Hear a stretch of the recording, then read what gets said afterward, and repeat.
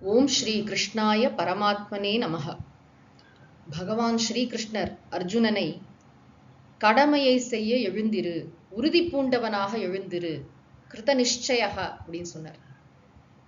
எப்படிப்பட்ட மனநிலையுடன் செயலாற்ற வேண்டும் என்பதை சொல்கிறார்.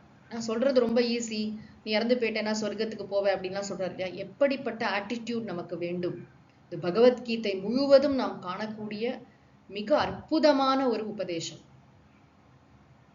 सुख दुःखे समे कृत्वा लाभालाभौ जयाजयौ ततो युद्धाय युज्यस्व नैवं पापमवाप्स्यसि. सुख दुःखे समे कृत्वा, कृत्वा समे कृत्वा சமமாக கருதி. எதனா வாழ்க்கை அப்படிங்கிறது இன்ப துன்பங்கள் நிறைந்தது. இது நம்ம எல்லாருக்கும் புரிய வேண்டிய மிக அடிப்படையான ஒரு பாடம். யாருடைய வாழ்க்கையுமே 100% அப்படியே இன்பமயமானதாக இருப்பதும் இல்லை, துன்பகரமானதாக இருப்பதும் இல்லை. இன்பமும் துன்பமும் கலந்ததுதான் வாழ்க்கை. இன்பம் வந்தால் துன்பம் வரும், துன்பம் வந்தால் பின்னாடி இன்பம் வரும். இந்த இன்பமும் துன்பமும் நம்முடைய வாழ்க்கை, இந்த உலக வாழ்க்கையின் பிரிக்க முடியாத 2 அம்சங்களாக இருக்கின்றன. இதை முதல்ல புரிஞ்சுக்கணும். இதை சமமான மனநிலையுடன் பார்க்க கற்றுக்கொள்ள வேண்டும்.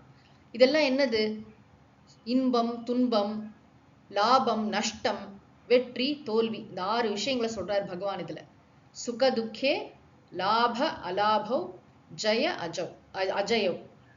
வெற்றி தோல்வி, லாபம் நஷ்டம், சுகம் துக்கம், இதெல்லாம் செயலுடைய பலன்களா வரப்போகின்றவை, அப்படித்தானே? அவற்றில் சமமான மனநிலையை வளர்த்துக்கொள் அர்ஜுனா என்று சொல்கிறார்.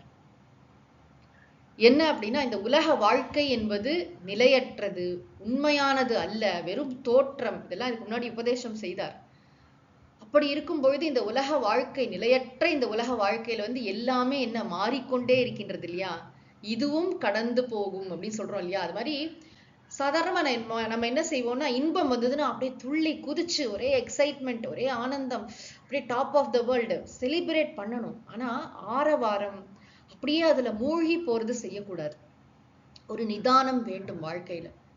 திருவள்ளுவர் பொச்சாவாமைனே ஒரு அதிகாரம் எழுதியிருக்கார். எப்படின்னா, இந்த வெற்றி களிப்புல அப்படியே நம்ம கடமையை மறந்துடுவோமா, அந்த ஒரு மிதப்புல எல்லாம் சாதிச்சிட்டோம் அப்படின்னு. ஒரு நியாயமான ஒரு பெருமை இருக்கலாம், ஒரு சந்தோஷம், இறைவனுக்கு நன்றி சொல்லி அந்த மாதிரி இருக்கணும். அடுத்து அடுத்து அடுத்து சாமிஜி ரொம்ப அழகா சொல்லுவாங்க, what next, how best, how fast. அடுத்தது என்ன? ஒரு வெற்றி வந்ததா, ஓகே, கிருஷ்ணார்ப்பணம், ராமார்ப்பணம், கடவுளுக்கு அப்படி அர்ப்பணிச்சுட்டு இதுதான் பகவான் சொல்லி தர போறார். அந்த வெற்றி நம்மளே பண்ணோமா? கிடையாது. இறைவன் நம் மூலமாக நிகழ்த்தினார் என்று அந்த ஆட்டிடியூடை சரியாக வைத்துக்கொண்டு வாழ்க்கையில வெற்றி வரட்டும், தோல்வி வரட்டும். தோல்வி வந்ததுன்னா கூட என்னமோ இந்த வாட்டி சரியாகல, நெக்ஸ்ட் டைம் சரியாக செய்வோம், அவ்வளவுதான். தோல்வி வந்ததுன்னா உடனே சில பேர் என்ன செய்வாங்க, அப்படியே எல்லாத்தையும் ஃபங்க் ஆகி உட்காந்து விடுறது, டிப்ரெஷன் ஆயிடுறது, அப்படியே வேற எந்த இதுலயுமே ஈடுபாடே இல்லாம அப்படியே நிலை குலைந்து போகிறது. நம்ம எவ்வளவு வீக்கா இருக்கோம்னு அர்த்தம். இந்த இன்ப துன்பங்களுக்கு நம்ம அடிமையா இருக்கோமா, இல்ல வாழ்க்கையை நம்ம ஆள்றோமா? நம்முடைய மனதுல தோன்ற எண்ணங்கள் தானே. இன்பம் என்பதும் ஒரு எண்ணம் தான், துன்பம் என்பதும் நம்ம மனசுல வரக்கூடிய ஒரு எண்ணம் தான். மனசை நம்ம ஆளணுமா, இல்ல மனம் நம்மை ஆள வேண்டும்? Mind is a very good servant but a bad master என்று சொல்வார்கள். ஆக மனசு, உடம்பு, இந்திரியங்கள், புத்தி எல்லாத்தையும் நான் ஆட்சி செய்ய வேண்டும். நான் சொல்றபடி அது கேட்கணும். ஆக என்னோட ஆட்டிடியூட் எப்படி இருக்கணும்? இதெல்லாம் சமே கிருத்துவா என்கிறார் பகவான். வாழ்க்கையில இது அது வரும், அது ஒரு பரவாயில்ல.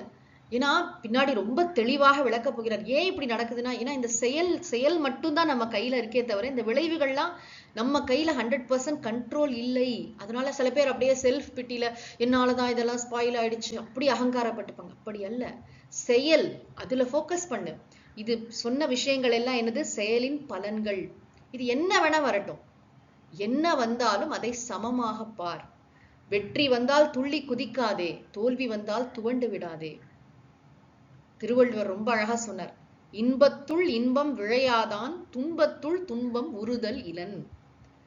சந்தோஷம் வந்தாலும் துன்பம் வந்தாலும் ஒரு பேலன்ஸை இழக்காதே. யார் ஸ்டெடியா, அதாவது அந்த உறுதியோடு அமைதியாக ஆரவாரம் இல்லாமல் செயல் புரிகிறார்களோ அவர்கள் தான் உண்மையிலே இந்த உலகத்திற்கும் மிகச்சிறந்த நன்மையை செய்கிறார்கள். சைலண்டா ஸ்டெடியா பண்ணிட்டு இருப்பாங்க.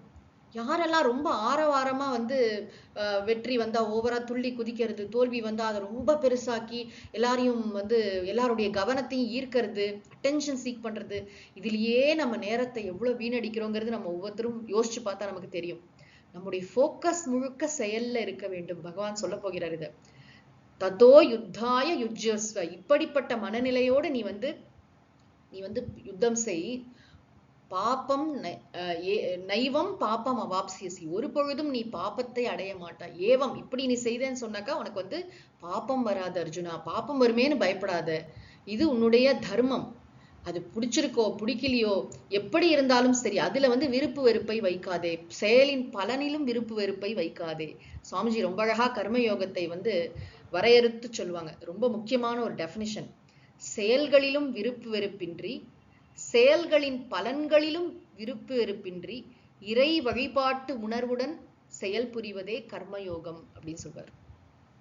ஐ ரிப்பீட், செயல்களிலும் விருப்பு வெறுப்பின்றி, செயல்களின் பலன்களிலும் விருப்பு வெறுப்பின்றி, இறை வழிபாட்டு உணர்வுடன் நம்முடைய கடமையை செய்வதே கர்மயோகம்.